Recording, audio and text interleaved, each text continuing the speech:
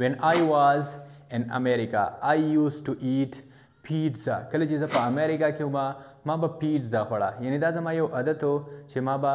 پیتزا خوړه. when she was child she used to play with boys. کله چې هغه ماشوم وه هغې به د ماشومانو سره لوبې کولې. اوس د ماشومانو سره لوبې نه کوي. کله چې هغه ماشوم وه دا د هغې د پاست یو عادت و. when they were children they used to play cricket very much. کله چې هغوی ماشومان وو هغوی به انتهایی زیات کرکټ کاو. السلام علیکم ګرانو پښتنو، نن په دې ویډیو باندې تاسو صرف او صرف د دې لپاره کلیک وکړو چې تاسو د ماډل ورب زده کړئ. نو آو بالکل نن د دې ویډیو د کتلو نه پس به تاسو دومره انګلیش زده کړئ، دومره انګلیش به زده کړئ چې تاسو به حیران شئ، تاسو هغومره سوچ هم نشئ کولی. انشاءالله د دې ویډیو د کتلو نه پس به تاسو وګورئ، تاسو به بیا وایئ چې اخر دا دومره انګلیش مونږ څنګه زده کړو. یعنی اخر د دې یوې ویډیو نه زموږ په انګلیش کې دومره تبدیلي د کوم طرفه راله؟ د کومې ویډیو ریکویسټ یعنی آفر چې مونږ ته عدنان سمیع کړو، کومه چې تاسو ته په سکرین باندې ښکاري. عدنان سمیع ویلي چې په ماډل ورب باندې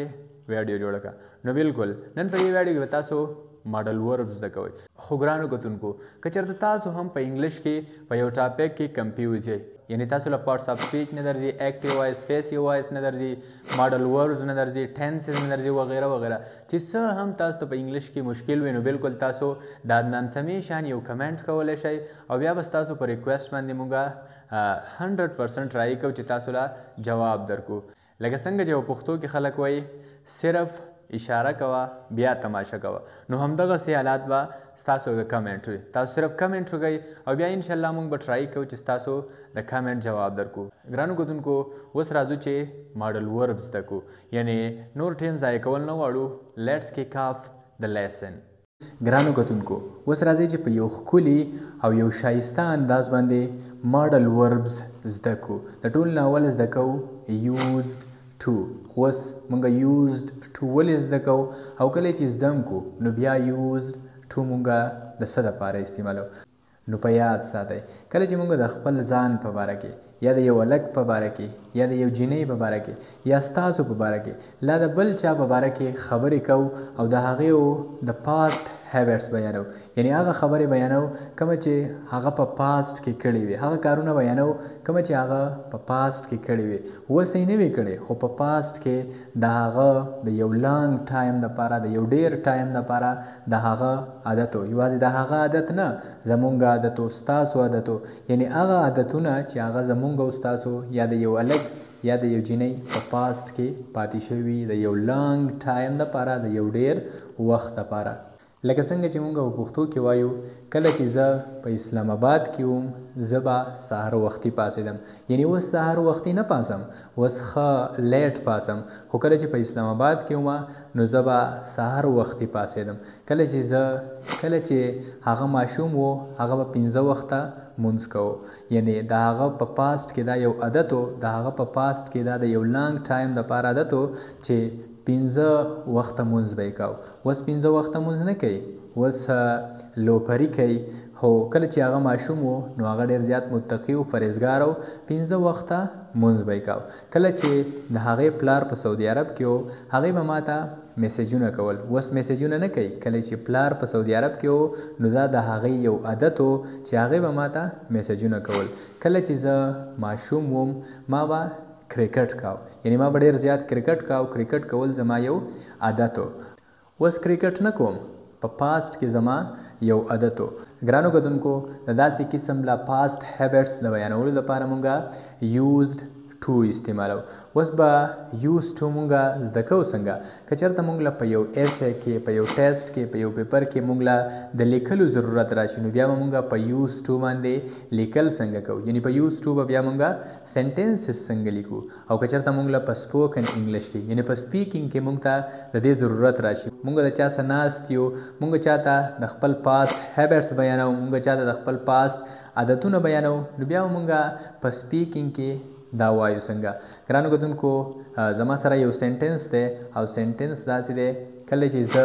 په کابل کې وم زه به سهار وختي پاڅېدم، یعنی اوس سهار وختي نه پاسم. کله چې زه په کابل کې وم نو زه به سهار وختي پاڅېدم. دا زما په پاست کې یو عادت و د لانګ ټایم دپاره. د دې سنټنس ترانسلیټ کولو لپاره زما سره یو سټرکچر دی، یو فارموله ده، د کومې په مدد سره چې بېشکه زه په پټو سترګو دا سنټنس انګلیش ته ترانسلیټ کولی شم. فارموله داسې ده، د ټولو ناول به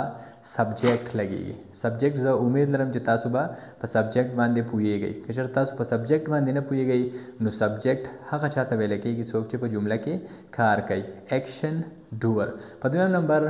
یوزډ ټو، او په دریم نمبر د ورب فرسټ فارم، او په اخره کې ابجیکټ. ګرانو کتونکو زه د فارمولې په ترو د فارمولې په مدد سره دا سنټنس انګلیش ته ترانسلیټ کوم. د ټولو ناول پکې مونږ خبره وکړه په سنټنس کې کله چې زه په کابل کې وم. د دې لپاره په انګلیش کې استعمالیږي when I was in Kabul. د when I was in Kabul مطلب دا دی کله چې زه په کابل کې وم. د کابل په ځای تاسو دلته بالکل د هر یو سیټي د هر یو ځای نوم اخیستلی شئ. لکه فار ایگزامپل که زه اسلام آباد ویم when I was in اسلام آباد، کله چې زه په اسلام آباد کې وم. when I was in کندهار، کله چې زه په کندهار کې وم. when I was in لغمان، کله چې زه په لغمان کې وم. when I was in پکتیا، کله چې زه په پکتیا کې وم، وغیره وغیره. بلها د زګونو نومونه اخیستلی شئ. when I was in there د هغه ځای نوم، او بس مطلب یې دا دی کله چې زه هلته وم. او په دویم نمبر بیا مونږ په جمله کې وایو زه به سهار وختي پاڅېدم، یعنې کله چې زه په کابل کې وم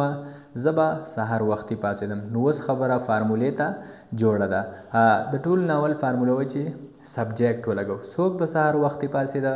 نو ښکاره خبره ده زه به سهار وختي پاڅېدم. زما لپاره په انګلیش کې استعمالیږي آی. او په دویم نمبر فارموله وایي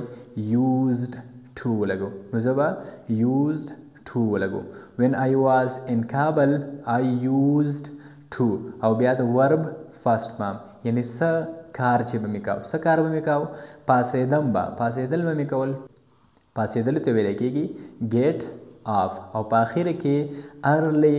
in the morning. او سنټنس دا شو when I was in Kabul I used to get off early in the morning. په پښتو کې مطلب دا شو کله چې زه په کابل کې وم زه به سهار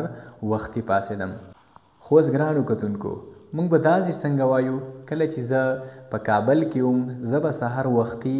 نه پاڅېدم، یعنی بالکل لیټ به پاڅېدم. په کابل کې چې کله زه وم زه به سهار وختي نه پاڅېدم. کومې ته چې ویلی کېږي نیګیټیو سنټنسز. نو بالکل د نیګیټیو سنټنسز د ترانسلیټ کولو لپاره د نیګیټیو سنټنسز انګلیش ته د اړېلو لپاره صرف او صرف تاسو به د سبجیکټ نه پس، یعنی په پازیټیو سنټنسز کې چې زموږ څه کومه سبجیکټ و آیو، او په فارموله کې به تاسو صرف د هغې نه پس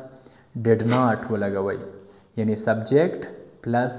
ډیډ ناټ او پلس یوز ټو. دا یو خبره په یاد ساتئ په پازیټیو سنټنسز کې مونږه په دویم نمبر باندې یوز ټو لګولی دی په سټرکچر کې په فارموله کې. خو دلته مونږه په نیګیټیو سنټنسز چې کومه سټرکچر دی د نیګیټیو سنټنسز چې کومه فارموله ده په دې کې مونږه یوزډ نشو لګولی ځکه چې دلته مونږ د ډیډ ناټ اضافه وکړه. په دې کې مونږ ډیډ ناټ ولګاو، او کله چې مونږ د ورب سیکنډ فارم په یو جمله کې ولګو نو بیا مونږ ډبل سیکنډ فارم نشو لګولی. نو دلته بیا مونږ یوز ټو لګو، یو ایس ای یوز او بیا ټو پلس د ورب فرسټ فارم او په اخره کې ابجیکټ. ګرانو کتونکو کله چې دا سنټنس د انګلیش ته ترانسلیټ کوم کله چې زه په کابل کې وم زه به بالکل سهار وختي نه پاڅېدم. نو دا سنټنس دا جمله خو تاسو ویلی شئ کله چې زه په کابل کې وم، لکه څنګه چې مونږ مخکې زده کړه when I was in Kabul. او بیا فارموله وایي سبجیکټ ولګو. نو زه به آی ولګوم بیا ډیډ ناټ. when I was in Kabul I did not. بیا په دریم نمبر فارموله وایي یوز ټو ولګوم. نو زه به یوز ټو ولګوم او په اخره کې get off early in the morning، یعنی د ورب فرسټ فارم او ابجیکټ. او سنټنس دا شو when I was in Kabul I did not used to get off early in the morning. او مطلب یې دا شو کله چې زه په کابل کې وم نو زه به بالکل سهار وختي نه پاڅېدم. ګرانو کتونکو د ډیډ ناټ په ځای باندې تاسو بالکل ډیډنټ ویلی شئ، کومه چې د ډیډ ناټ کنټریکشن فارم دی، لکه when I was in Kabul I didn't used to get off early in the morning कले چې زه په کابل کې وم زه به بالکل سهار وختي نه پاسېدم ګرانو کتونکو د دې انټراګریف به څنګه وي یعنی موږ به دا څنګه وایو کله چې زه په کابل کې وم نو آیا زه به سهار وختي پاسېدم یعنی پوښتنه به د چا نه څنګه کوو د خپل ځان په باره کې لا د بل چا په باره کې نو د دې لپاره صرف او صرف موږ به د سبجیکټ نه دې طرف ته یعنی د سبجیکټ نه به دې غاړې ته ډیډ ولګو ټول ناول په سټرکچر کې ډیډ ولګو بیا به سبجیکټ ولګو بیا په دریم نمبر باندې یوزډ ټو او په څلورم نمبر د ورب فرست فارم په اخره کې ابجیکټ او ساين اف انټروګیشن ګرانو کتونکو کله چې دا سنټنس انګلیش ته ترانسلیټ کوم کله چې زه په کابل کې وم نو آیا زه به سهار وختي پاسېدم انټراګیټیو سنټنسز دی بالکل دا خبره خو تاسو کولی شئ کله چې زه په کابل کې وم دې لپاره په انګلیش کې استعمالیږي when I was in کابل کله چې زه په کابل کې وم او په دویم نمبر او بیا فارموله وای ډیډ ولګو نو زه به ډیډ ولګوم او بیا سبجیکټ when I was in کابل did I بیا فارموله وای use to ولګو دلته به هم موږ د used سره ډي نه لګو یعنی used به نه لګو صرف او صرف use به لګو use to get up یعنی د ور فرست فارم او early in the morning sentence does show when I was in Kabul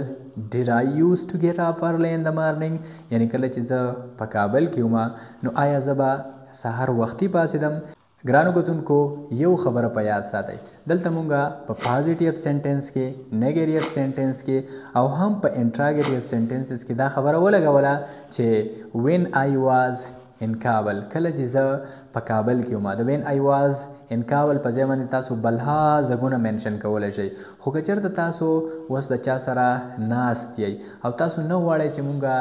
د ځای نوم منشن کو یعنی هغه ځای یاد کو چېرته چې مونږه پاتې کېدو تاسو بس ډایرکټ هم ویلی شئ I used to get up early in the morning زه به سهار وختي پاسېدم I used to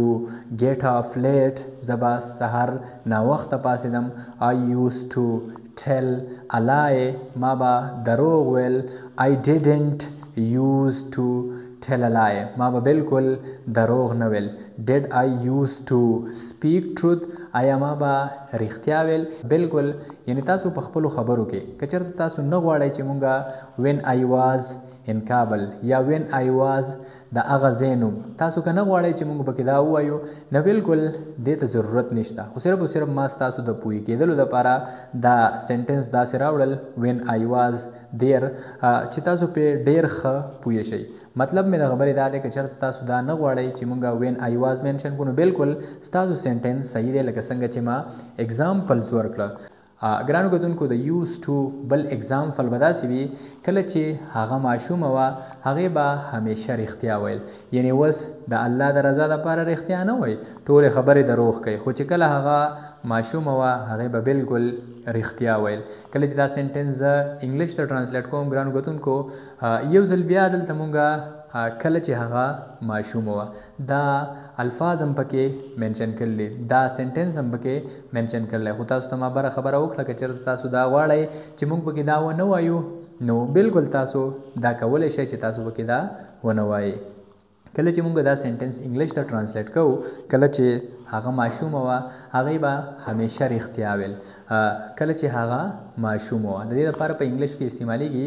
when she was child د when she was child مطلب دا دی کله چې هغه ماشومه وه او په دویم نمبر باندې څنګه چې موږ اولنۍ د پازیټیو سنټنس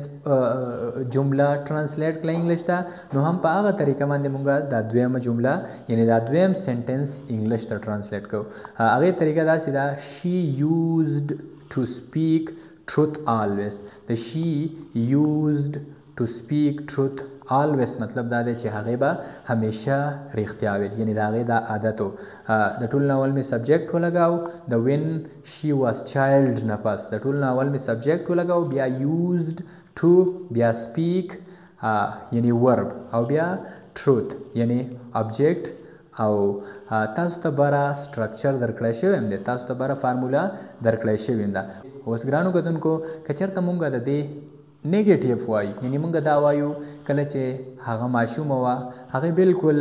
رښتیا نه ویل یعنی کله چې ماشوم وه نو بیا به یې هم دروغ ویل د دې سنټنس یعنی د دې جملې انګلیش داسې دی when she was child کله چې هغه ماشوم وه she did not use to speak truth او پښتو کې مطلب دا دی کله چې هغه ماشوم وه نو هغې به هم بالکل رښتیا خبره نه کوله when she was child she didn't use to speak truth دلته که تاسو د did not په ځای باندې contraction فارم ولګوئ نو ستاسو خبرې به ډېرې زیاتې مزیدارې وي د did not contraction فارم څه شی دی didn't when she was child she didn't use to speak truth کله چې هغه ماشوم وه هغې به بالکل رښتیا نه ویل یعنی دا په هغې کې یو خراب عادت و چې هغې به بالکل رښتیا نه ویل ګرانو کتونکو که چېرته اوس مونږ د دې انټراګیټیو جوړو یعنی مونږ وایو کله چې هغه ماشوم وه نو آیا هغې به بالکل رښتیا نه ویل انټراګیټیو چې کومې ته ویلی کېږي نو د دې انټراګیټیو داسې ده when she was child کله چې هغه ماشوم وه did she used to speak truth آیا هغې به رښتیا ویل مونږه دلته پوښتنه وکړه when she was child کله چې هغه ماشوم وه did she used to speak truth آیا هغې به رښتیا ویل یعنی آیا دا د هغې عادت و چې رښتیا به ویل مونږ ته دلته پته نشته د هغې په باره کې چې رښتیا به ویل که دروغ به ویل یعنی د رښتیاو عادت و پکې که نه د دروغو عادت و پکې دلته مونږه پوښتنه کوو ګرانو کتونکو د used to اخري اگزامپل زه امید لرم چې تاسو به په used to باندې پوه شوي اخري اگزامپل به د used to داسې وي